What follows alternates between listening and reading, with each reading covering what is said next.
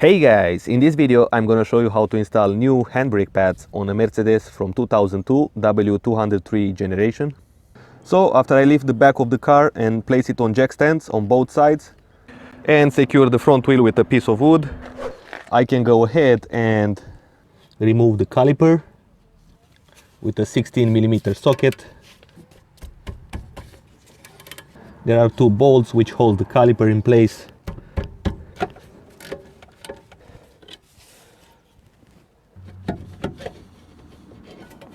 And I'm going to place the caliper on this elastic rope so it will not put pressure on the brake line. Then with a T30 I'm going to remove this little bolt that holds the brake rotor in place and remove the rotor. In my situation I have to remove as well the dust shield because these little holes are very rusty and they cannot hold this spring which keeps the brake pad in place.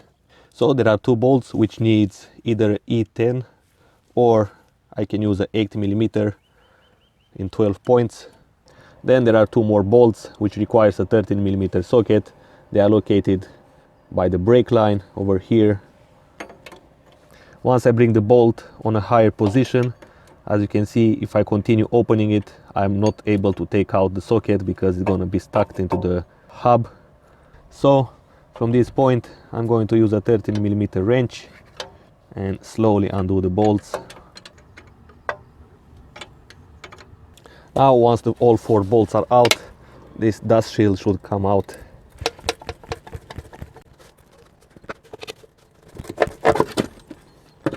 Like so.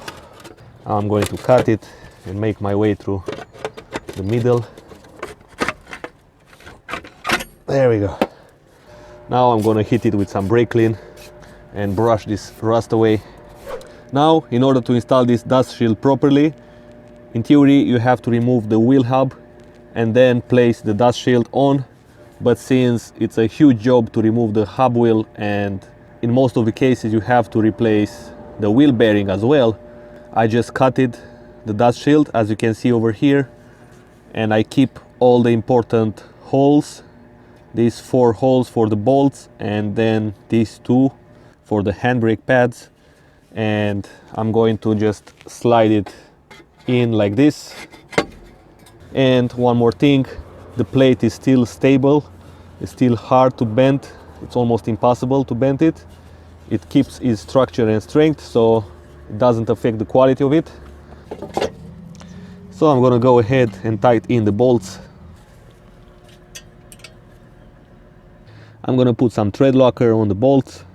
Alright, so now I'm gonna place this metal device in this position like here, and it goes together with this little pin. It goes in between this handbrake line.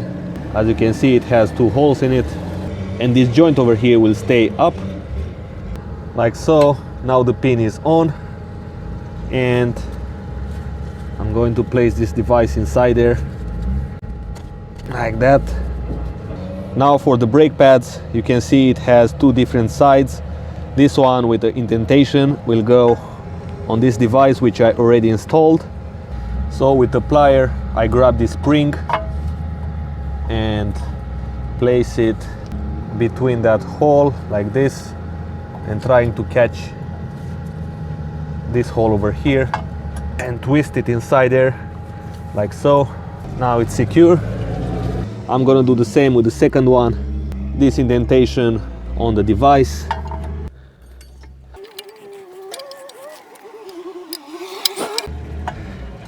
Then there are 2 more springs to install.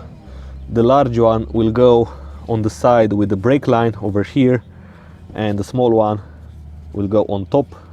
So I'm gonna go ahead and install the large one and place it between the knuckle and the device, the metal device over here.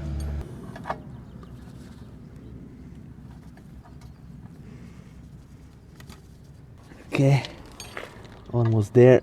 I gotta press it in there. Come on, go inside. There we go. Now I'm gonna place the small one. Should be easier.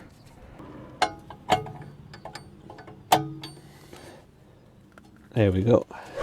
Now I can place this adjustable device, and this little thing have two indentation on each side which will match with the brake pads,